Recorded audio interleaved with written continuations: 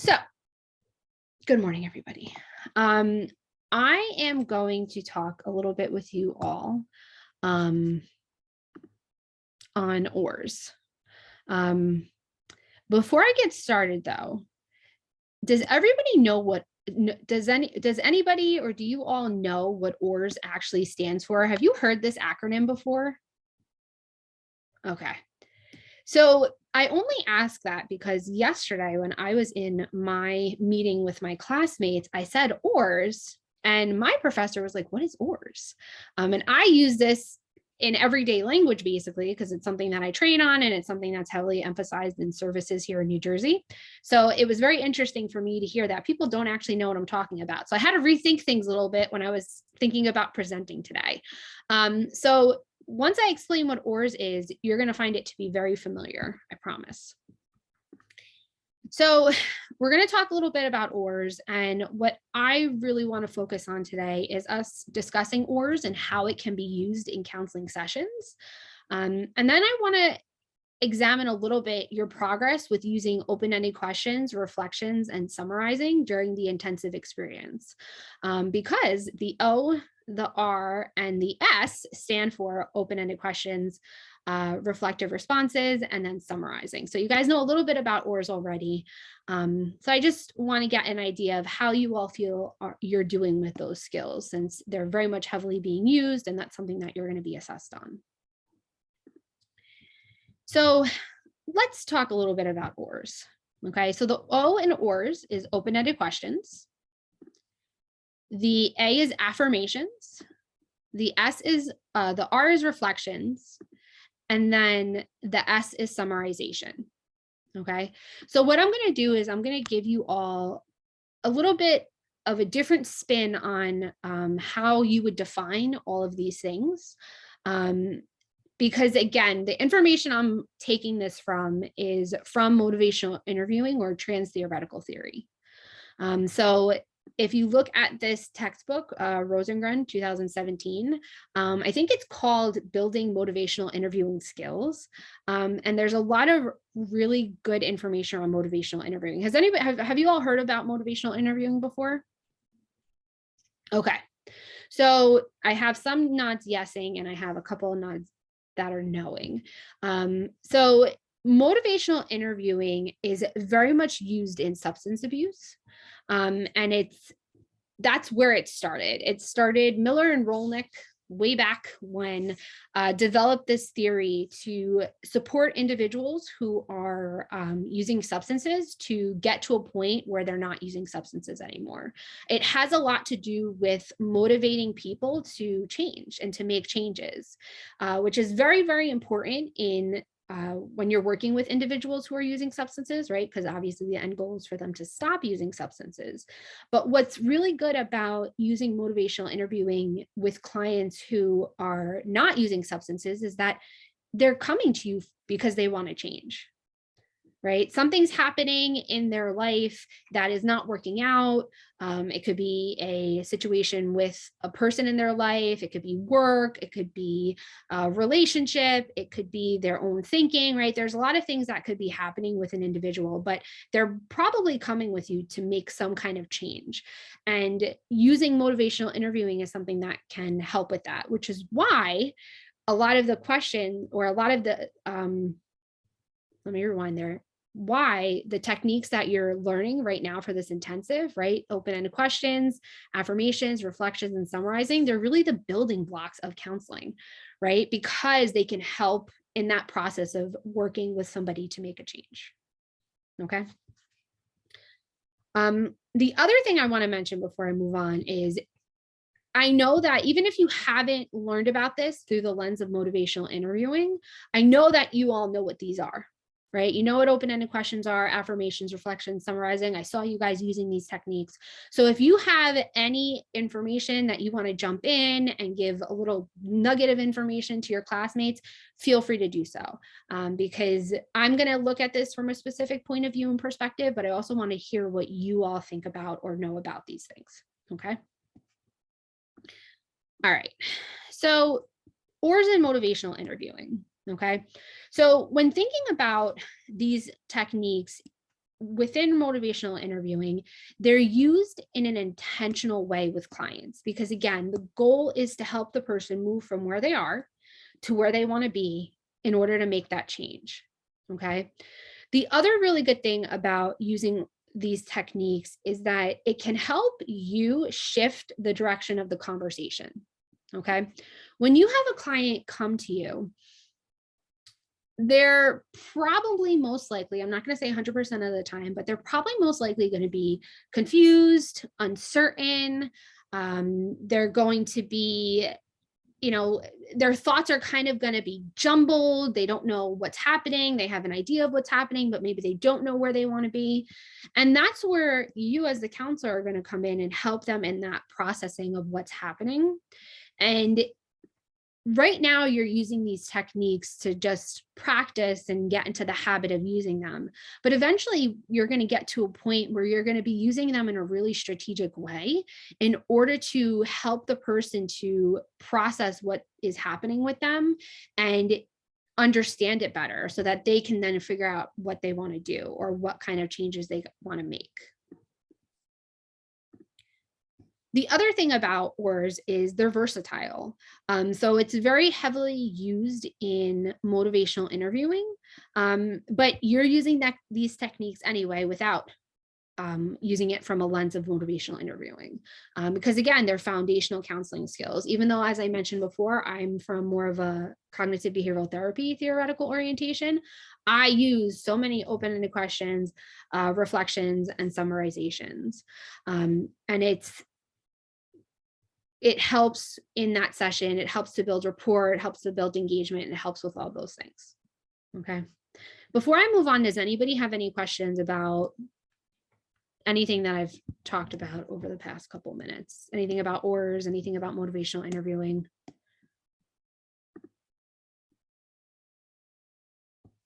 No? Okay. If you have any questions, feel free to let me know. So let's jump into these techniques, okay? So open-ended questions. The main focus of open-ended questions is to gather more information. That's really what we're looking for with asking a question, right? They're meant to evoke information and expand it. Now, when thinking about how to use questions and in a more intentional way, right, you want to gear and focus those questions on what specifically is happening in the conversation and kind of directing it to where you want it to go. Okay. So if you were talking with somebody and you had a client and they came in and they were talking about how something is happening in their life, things aren't really going the way they want it to. Maybe they had a conversation with their spouse and it just didn't go the right way. But you know that that person has a history of substance use and you suspect that maybe they were intoxicated or they were high when they were having that conversation, right? You might want to gain that information. You might want confirmation of whether or not they were actually using, because that could, contribute to where else you're going to go with the conversation. But do you ask the person, like, were you high last night when you were talking with your wife? You could. It might not always go the way you want it to, but you absolutely could. You probably don't want to, though, to be honest with you. I don't know how somebody, depending on the kind of rapport and engagement, right? You don't know if you actually want to ask that question, but there's a way to get that information and figure out whether or not they were potentially using by asking an open-ended question, right? So instead of directly asking the person like, well, were you high last night? You might ask something about like, well, what do you think contributed to the conversation not going that well with your wife? Right? So you're getting them to kind of think and analyze, and maybe they say that they were using substances. Maybe they say that they weren't using substances. Maybe farther down the line, you have to ask directly, but you can get that information without being so direct. The other example I wanted to give you is this example about exercise, right? So maybe you're meeting with somebody who has symptoms of depression or anxiety, and it's exacerbated by their weight, right? So maybe for them, they have a goal of maybe losing weight, and part of that goal is them exercising, okay? So you might ask a question of, How often do you exercise? Now, the information that you get from that question versus the information that you're going to get from tell me about your exercise habits is very different. So I want you to take a second and think about if you were asked the question, how often do you exercise, how you might respond. And then I want you to think about how you might respond if someone asked you the question, tell me about your exercising habits. And if anybody wants to be so kind as to share, then I'm going to ask for you to kind of let us know what those differences were and how you might respond. So take a second to think about it.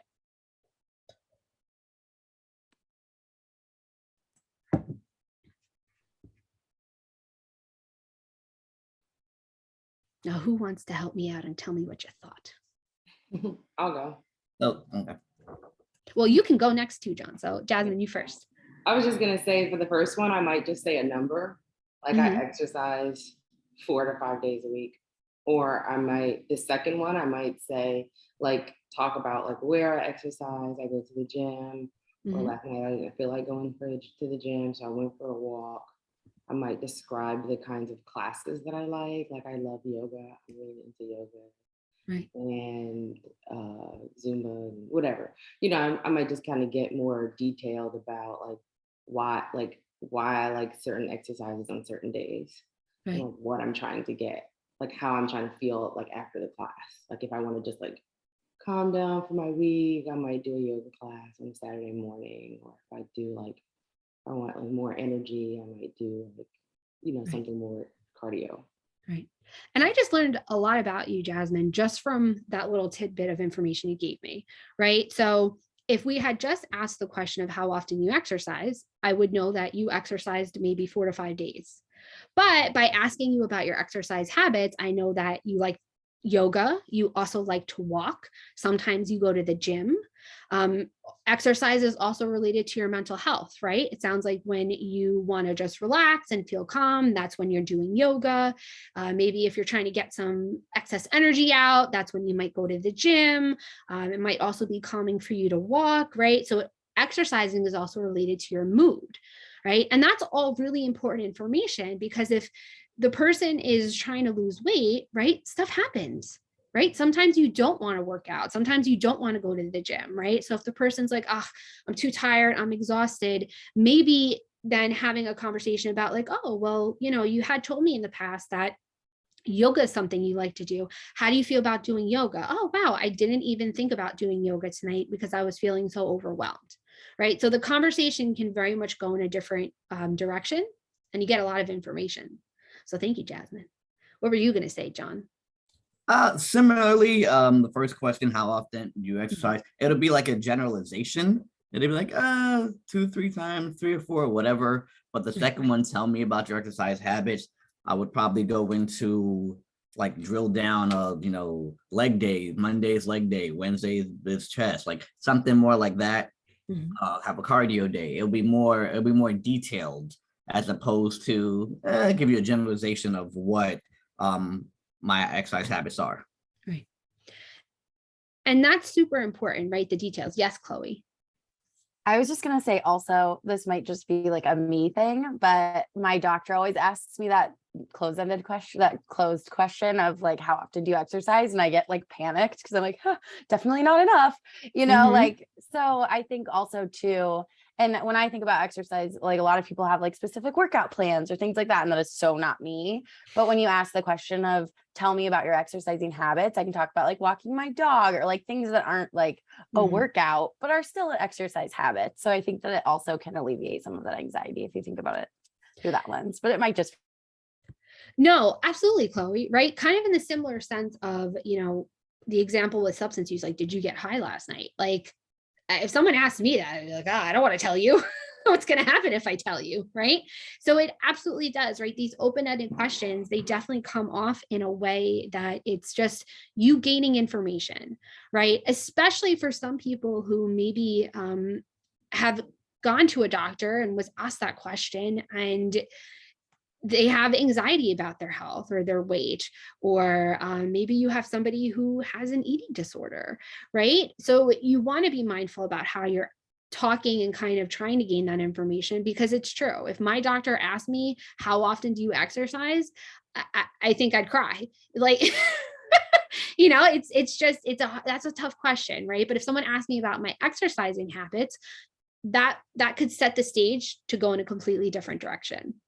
The other thing I wanted to bring up is, and all of you kind of said this, right? You all have different ways of exercising. Jasmine was talking about yoga and walking and going to the gym, right? John, you were talking about targeting very specific body parts like chest and legs and doing that. And then Chloe, you mentioned walking your dog, right? So by asking that question of tell me about your exercising habits, you're able to also help the person to identify maybe where things aren't going that well, right? Because if you ask the person, tell me about how often you're exercising, they could say 5 days a week, right? And depending on how you're perceiving that information, you might think, oh, wow, they're exercising so much. Like, this is fantastic. But at the same time, the person's frustrated because they're not losing weight. And that's not adding up, right? But if you ask that question of, well, tell me about your exercising habits, and the person says, oh, well, I run around my backyard for 10 minutes every day, that might not support weight loss depending on the person, right? So getting more information also can help you to maybe develop a discrepancy later down the line, maybe help with that confrontation skill we were talking a little bit about yesterday. It can help with those other skills that you might need to use with the individual, because again, you're here to help the person to kind of process what's going on, right? They might not know that, for them and their body type, maybe they need to exercise 30 minutes a day, 4 to 5 days a week, right? Other people need different things. So it's also important to gain and gauge that information. Okay. Open-ended questions can also support engagement. And that, I think, goes back to your point, Chloe, in terms of like, it's a lot more supportive to ask that open-ended question than it is to ask a closed-ended question and the person get anxious or think you're judging them, or then the person's feeling shame because now they're feeling judged because they don't work out that much, right? So it helps also in supporting that engagement. And I'm sure you've probably heard this before, but engagement is the foundation of the therapeutic relationship. If you're not having that good vibe and that good energy with that person, if there's not a good rapport, then counseling is just not going to work. So being able to build that engagement really sets a positive tone for the sessions that you're going to continue to have. Okay. Any questions about any open-ended questions about open-ended questions? See, there's a little punny there. No. All right, so let us go now to a little practice, okay? So what is the most challenging aspect of asking open-ended questions for you? What are some challenges that you all are experiencing?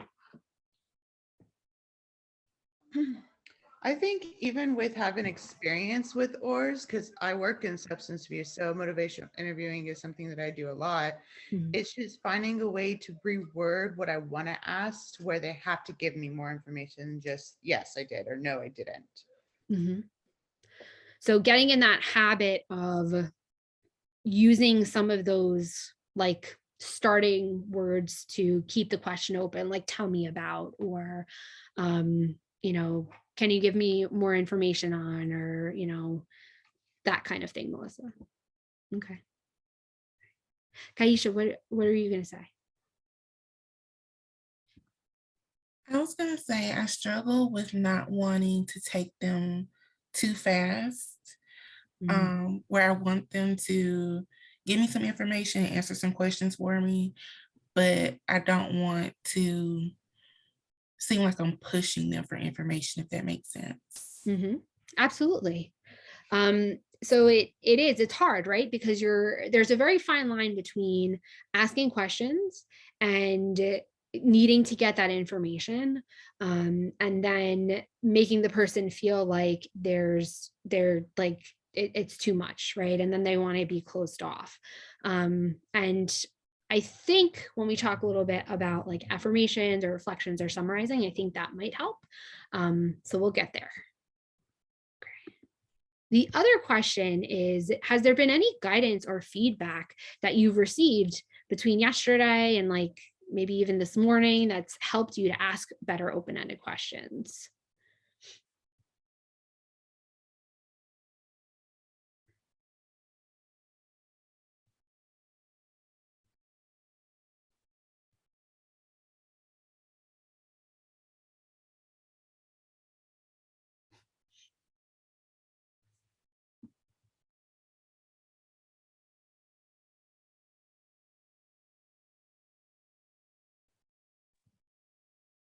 I think just like examples of like if somebody asks a closed question or you are thinking of a closed question and then hearing someone else or explain how that could be shifted into an open-ended question is always helpful, because sometimes when your brain is in one lane, it's hard to get out of it. So when like a third party comes in with a different perspective, it can be helpful just to like, oh, okay, that's how you did that. Maybe I could use that in this way on the next question. Right. So would you say, Chloe, that maybe for you specifically, being able to hear how some of your classmates have asked open-ended questions, that's been helpful for you? Yeah, I think so. Just like seeing like live examples of it and having that kind of discussion and things like that we were able to discuss in our breakout group, and just really having people around to talk it through is so much more helpful than just like the simulations and on my own trying to figure it out. Right. Well, and I think that goes back to that feedback piece of getting like live in-person feedback and being able to see what other people are doing. All right. And then Jasmine, you mentioned in the chat that you think of too many questions at one time, and then you might ask two questions and then I don't know which question to answer, like what did you do last night, or tell me about your evening and how you were feeling. So it sounds like with that, you're asking like a more closed-ended question of like, what did you do last night? And then almost like you're reframing it like, oh no, tell me more about it. And that's like, that's hard, right? Because I think right now you all are in a place where you're feeling out how to do these skills. So I also wonder if maybe like you're still getting into the habit of asking more open-ended questions. But the fact that you're able to realize, even if it sounds weird right now when you're practicing, but you being able to realize mid-sentence that you are maybe asking a closed-ended question and you want to open it up, that's so important. Because right now, getting into these habits and building that mindfulness about how you're asking things or how you're responding to individuals is so important, because later down the line, it's going to come more natural and more comfortable to you. Now I have a question, like could, not necessarily the question you're asking, like if it's an open-ended question, but just your tone and inflection, can that also be something that is helpful? Absolutely. I think that I think that there are the tone and the inflection are always important, right? You always want to make sure, because again, if we go back to that closed-ended question, right? Like me asking somebody like, were you high last night? That tone, all that was my face, that was not nice. That was just, that was not going to create a positive interaction between me and the client, right? But even just asking like, it sounds like last night was really challenging. By any chance, were you drinking last night? Right? That's a close-ended question, but I think it might come off a little bit differently. So tone and inflection are very much important. In terms of like relating that to open-ended questions, I've even had times where I've kind of said a statement and I've kind of made that into an open-ended question, just by kind of adding that like little inflection at the end in terms of like, it sounds like you were really frustrated last night.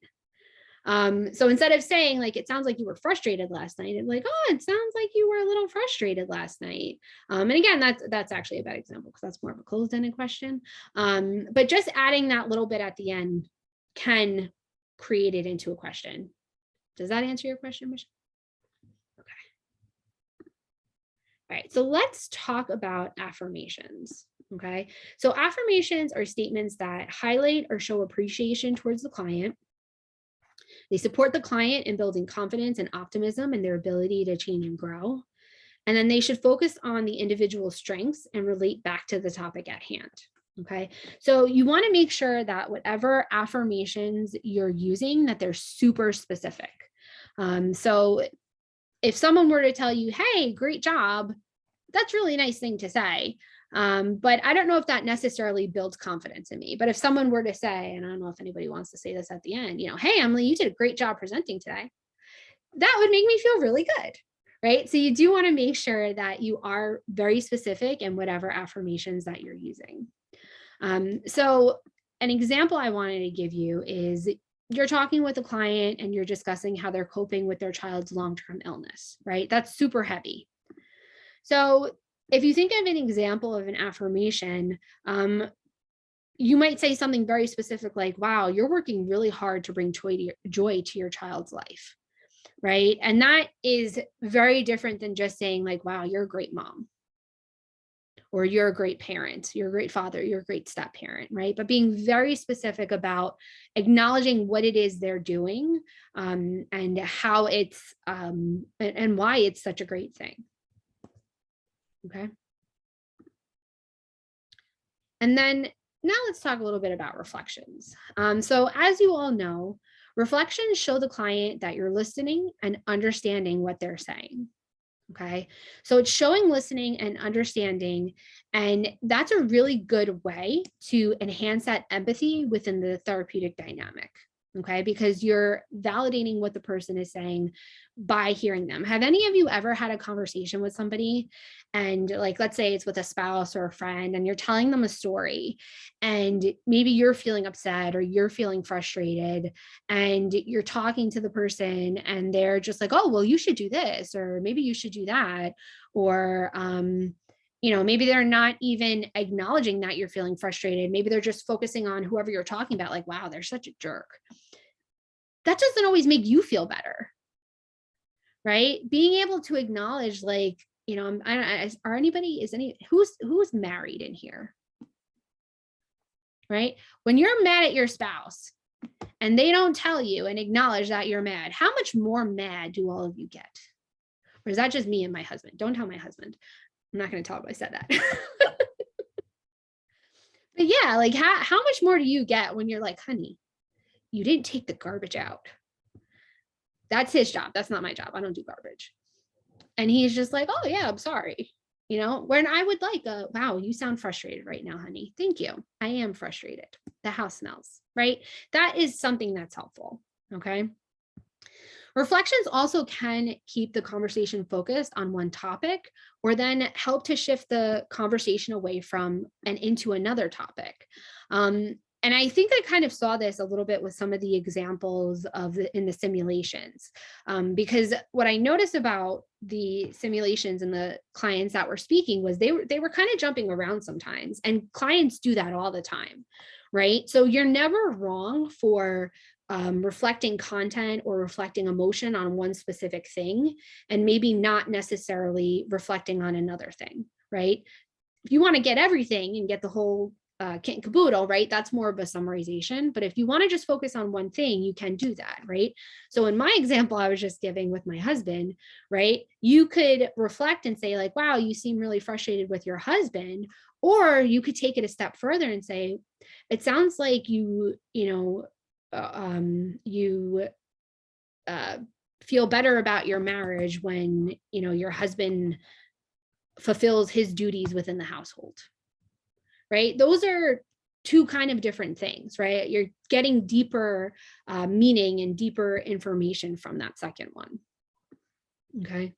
And then you can reflect content with you're saying this, you can reflect feeling with you feel this way, or you can reflect meaning with you feel blank because blank. Okay. So the other part of reflections that I wanted to highlight, and I didn't want to spend too much time on the reflection part because I think you all know reflections, is these roadblocks to listening. Have any of you ever heard of these roadblocks to listening before? I have some head nods, but I also have some no's. So if you have never heard of these roadblocks to listening, I would Google it.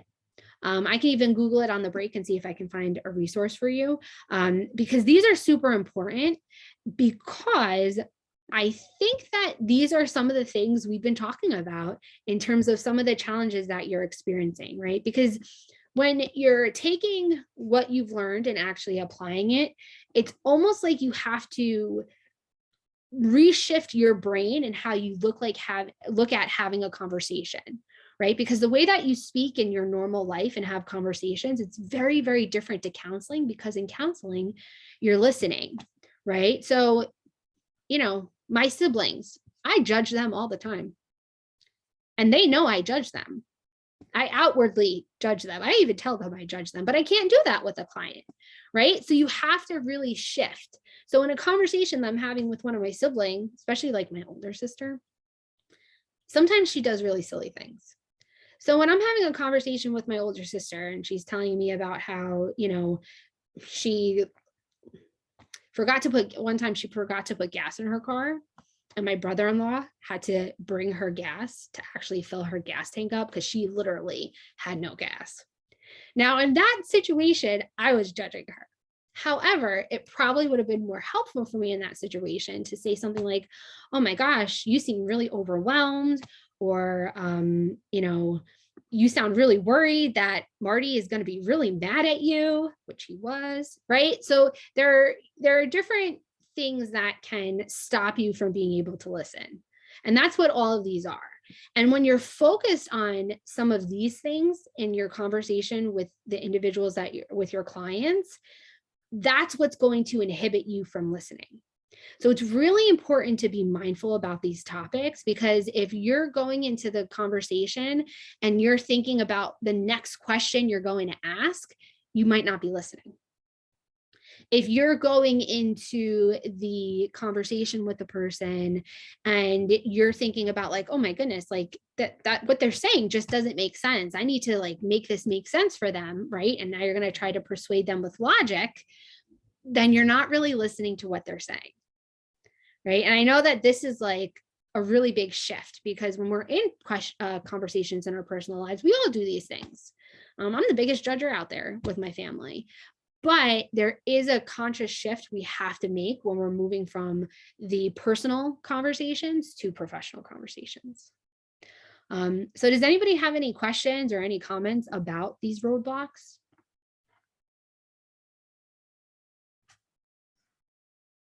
I know what you mean, because I've experienced it. Like a lot of times, like back to the spouse, like her response a lot of times, she's listening to respond to me, and it's like, you're not listening. It's what I'm saying. You just listen to give me an answer back because you think I want an answer back. It's like, listen to everything I'm saying. Listen to hear me. So. Right. And we all do these things, right? We're human beings. We all do these things, but being mindful about some of these roadblocks can really help you to identify why it is maybe you're not listening. What is going on? What's happening in your brain at that moment when that client is talking to you? And it's so good to be mindful and aware of these things, because they can help you. I have a coworker who she's challenging. But her go-to when you're trying to have a conversation with her is the persuading with logic. And she recognizes that this is something that's challenging, because this is something that we also train on these roadblocks to listening at my primary job as well. But I think it happened more before she started training on this than it does now that she has started training on this information, because now she's more aware of it. So the more you can become aware of what's maybe inhibiting you from being able to listen, the better counselor you're going to be.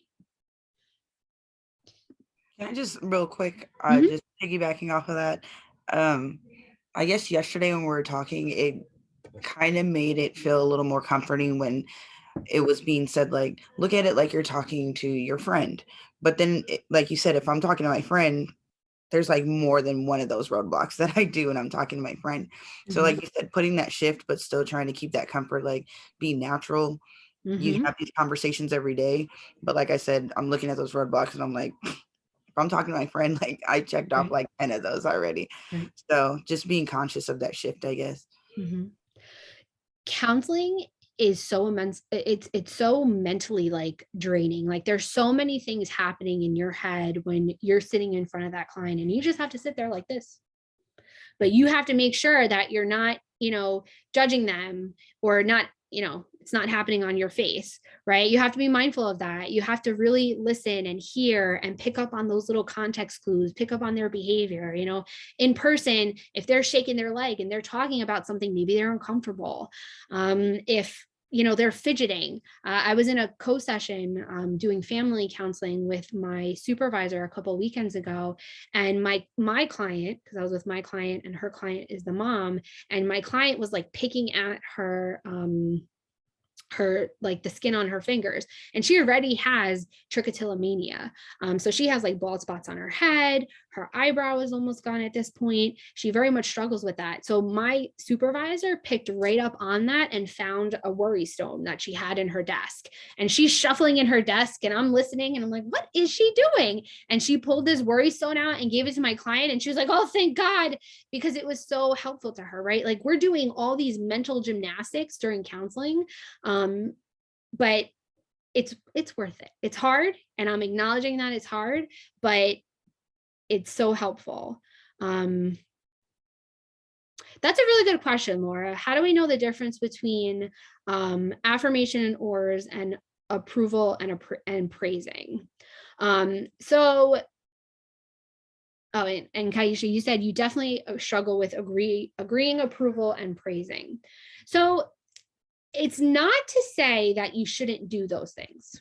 And I'm going to go back for a second. Well, you probably shouldn't judge, but we all judge, right? So these things, we kind of want to shy away from them. But in this context, it's more about, these are the things that are potentially stopping you from listening and really hearing what the person's doing, right? So kind of like what Dr. Miller was saying yesterday, if you're having a conversation and already in your head, you are trying to think of what question you're going to ask, then you're not really listening to them, right? That's not to say that you can't praise, because I think affirmation in a sense is a little bit of praise, right? If you're saying like, what's a good affirmation? If I were to say, Dr. Miller, you are very supportive of everybody in this classroom, right? That's kind of giving some praise, but it's being very specific to the behavior that she's doing, or the energy that she's kind of giving off in the classroom. Approval, that's a hard one, because I think sometimes clients do look for approval. So you have to be very wary of that. And again, just being mindful of how whatever is happening is going to benefit the person. But affirmations are good as long as you're kind of sticking to that specificity towards what behavior you're actually giving the affirmation for. You're on the right track. I hope that answers the question. All right, so I'm trying to see where we're going to skip this. We're going to go to summarizing, because I've been talking for a long time and I know you guys want to take a break. So summarizing is succinctly describing information learned from the client. Okay, so there are 3 types of summarizing. You could have collecting, which is summarizing the information with the intent of moving the conversation forward. So that's going to be something like, okay, so I just want to make sure that I am understanding where we're at right now. It sounds like this, and this have been happening. Okay. Linking is summarizing information with the intent of connecting information presented in the present with information in the past. Okay. So that's when it's going back to the example with exercise. It sounds like from what you're saying, it sounds like you've been working really hard this week to walk for 30 minutes for 4 days a week, which is a really big difference, it sounds like, than what was happening last week when you were only walking 2 days a week. And then the last one is transitional, right? So that's when you're summarizing information with the intent of changing direction. Okay. And this is when maybe you feel like things are starting to like burn out a little bit, or maybe it's just like the cycle of like you reflecting and you kind of gathering that information and kind of going back and forth, and you kind of maybe want to go back to something that you heard earlier that you didn't necessarily reflect on. So that might look like something like so let me just get this straight. It sounds like you've been exercising 4 to 5 days this week, and you've been walking your dog, you've been doing yoga, you've been really ramping up these efforts for exercise. But I haven't heard you mention anything about your eating habits, right? Or you said, but you also said earlier that your eating hasn't been that great. Right. So I'm summarizing that information, and then I'm kind of just adding that little tidbit at the end and seeing where the conversation goes from there. So that's more of a transitional summary. Does anybody have any questions about summaries? And I will say this collecting, linking, and transitional, this is a little bit beyond what you guys are learning now.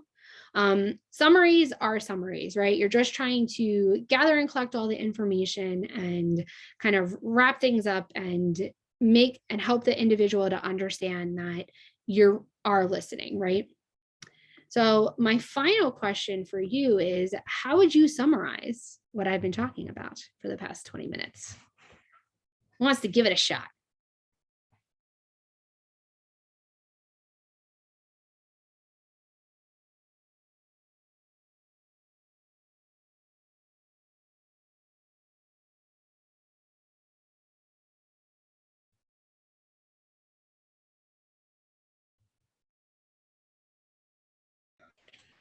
I'll try. Hmm? So ORS is open-ended questions. A is affirmations, R is reflections, and S is summarizations.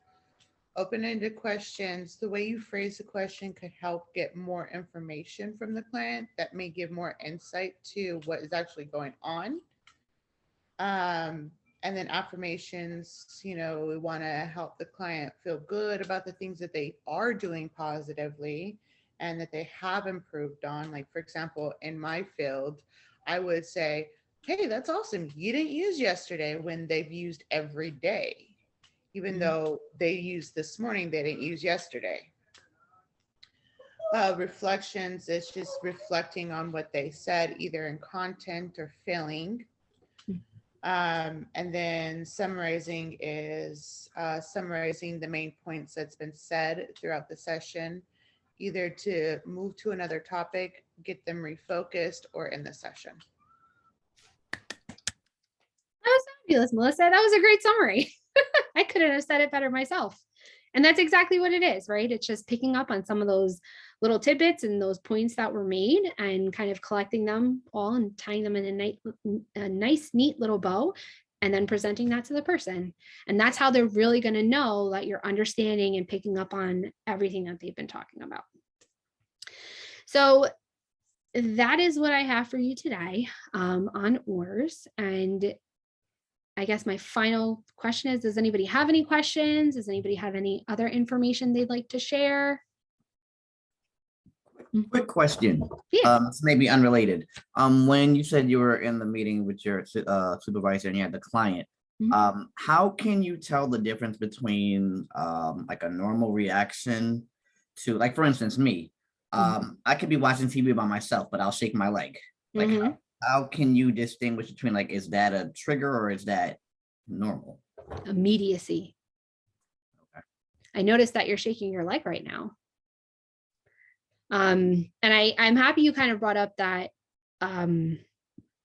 that example, John, because actually last weekend I was writing a paper and I was shaking my leg like it was nobody's business. And my husband came into our room where I work and he was like, "Are you okay?" And I'm like, "Yeah, why?"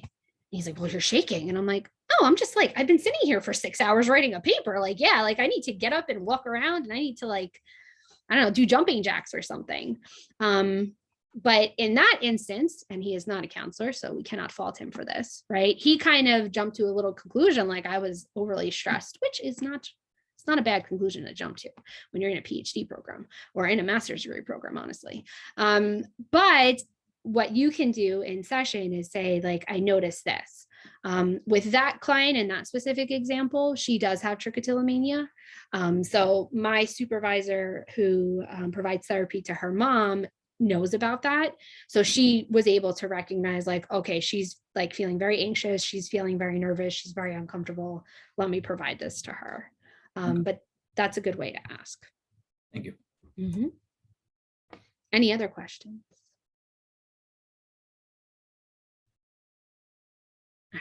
Well, thank you all so much for bearing with me through this and for engaging and for participating. I really, really appreciate it. And I hope that you found the information helpful. And if you have any other questions, just let me know. And I am going to stop recording.